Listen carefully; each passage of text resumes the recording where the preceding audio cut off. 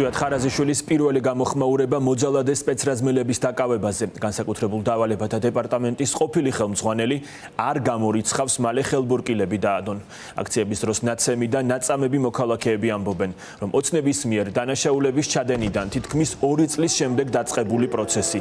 მართლმსაჯულების იმიტაცია იქნება, თუ ბრალდებულთა სკამზე არ აღმოჩნდება ყველა მოძალადე, ასევე ორგანიზატორები და დამკვეთები. 5 სპეცრაზმელისთვის აღკვეთის ღონისძიების შეფარდებაზე საქალაქო სასამართლომ შესაძლოა დღეს იმსჯელოს. დია ბაძაღუა აგრძელებს თემაზე ფორმულას პირდაპირ ეთერში საუბარს, დია გისმენთ. მოქმედი და ყოფილი სპეცრაზმელების შემდეგ იქნება თუ არა მათი ყოფილი ხელმძღვანელი ზვიად ხარაზიშვილი მეტსახელად ხარება, ის ვისაც ხელბურკილებს დაადებენ, ეს ჯერ არ ვიცით. ჩვენ რამდენიმე წუთის წინ ვესაუბრეთ მას, განსაკუთრებულ დავალებათა დეპარტამენტის ყოფილი უფროსი არ გამორიცხავს, რომ შეიძლება მისი პასუხისმგებლობაც დადგეს და ამბობს, რომ არც ამ პასუხისმგებლობას გაურბის. დღეს შეიძლება ითქვას, რომ შედარებით შერბილებულია მისი ტონი, განსხვავებით იმისგან, რაც ამ დრომდე გვინახავს. ის მუდმივად ამტკიცებდა, რომ მის სპეცრაზმელებს არავისზე უძალადიათ და წამებაზე საუბარიც კი ზედმეტი იყო. არადა, ის საზოგადოებისთვის სწორედ განსაკუთრებული სისასტიკითაა ცნობილი და მათ შორის არასდროს ერიდებოდა ხის, უხეშ და პირდაპირ ძალადობრივ განცხადებებს აქციის მონაწილეების, ჟურნალისტების თუ პოლიტიკოსების მისამართით. შეიძლება რომ თქვენი პასუხისმგებლობა დადგეს, ელოდებით ამას? ნახე, ყველაფერი შეიძლება, ყველგან და ყოველთვის და მე არავის და არასოდეს არაფერს არ გაურბივარ, არაფერი პრობლემა არ არის. გითხარით, გავეცი უკვე მაგ პასუხი. ერთი კვირა მაგ კითხვის მისმავს ყველა და აქ სახთან განალდა მელოდებიან და გეუბნებით მეს რა. გამოკითხვაზე ხომ არ დაუბარები ხართ ბატონო ზვიად? არ არის პრობლემა არც ეგ არასოდეს თუ მივალ ყველანი გაიგებ. დაგიბარეს, იყო მათგან რაიმე ტიპის კომუნიკაცია თქვენთან? საგამოძიებო უწყებებიდან. არ იყო და არ გაურბივართ ხო და თუ მივალ ალბათ გაიგებთ ხო? როგორც დემონსტრანტებზე, ასევე პოლიტიკოსებსა და ჟურნალისტებზე ძალადობისა და მათ საქმიანობაში ხელშეშლის გამო გუშინდელ დღემდე ოცნების მიერ პასუხისგებაში არავინ იყო მიცემული. გარდა იმისა, რომ გამოძიება მხოლოდ ფორმალურად მიმდინარეობდა და საგამოძიებო მოქმედებები წელიწად ნახევრის განმავლობაში აღარ განხორციელებულა, ოცნების წევრები გამოირჩეოდნენ დაზარალებულებზე სიტყვიერი თავდასხმითაც.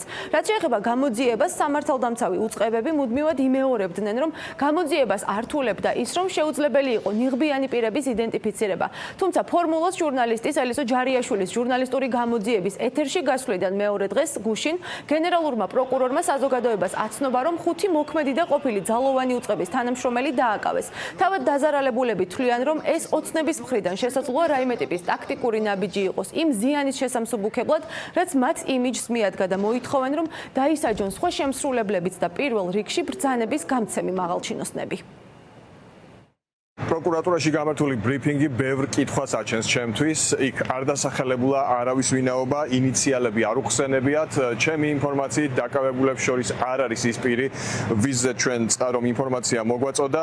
თუმცა მნიშვნელოვანია, რომ არა მხოლოდ შემსრულებლებზე, არამედ დამკვეთებზე, ბრძანების გამცემებზე და დამნაშავეების მფარველებზე გავიდეს საბოლოო ჯამში გამოძიება. მე მაინტერესებს ზვიად ხარაზიშვილის სად არის ახლა, დავით ყამარაული, ვასილ გასვიანი, ლუკა ედილაშვილი, ესენი არიან სწორედ მაღალი თანამდებობის პირები, რომლებიც ამ სისხლიან ოპერაციას ხელმძღვანელობდნენ. წელიწად ნახევარი გვეუბნებოდა ხელისუფლება, რომ თურმე ვერ ადგენდნენ, მათ იდენტიფიცირება ვერ ხდებოდა, არ ქონდათ სანომრე ნიშნები და შეუძლებელი იყო მათი დადგენა და ძალიან ესე დაემთხვა ეს ყველაფერი, რომ თითქოს ეს ყველაფერი გავს იმას, რომ უბრალოდ გადმოაგდეს რაც პატარა ლუკმა საზოგადოებისთვის, რომ დაემშვიდებინათ ის სიტუაცია, რაც ხდებოდა, ასევე ძალიან დიდი წნეხი იყო საერთაშორისო მხრიდანაც ამოქმედებული იყო საქართველოში მოსკოვის მექანიზმი.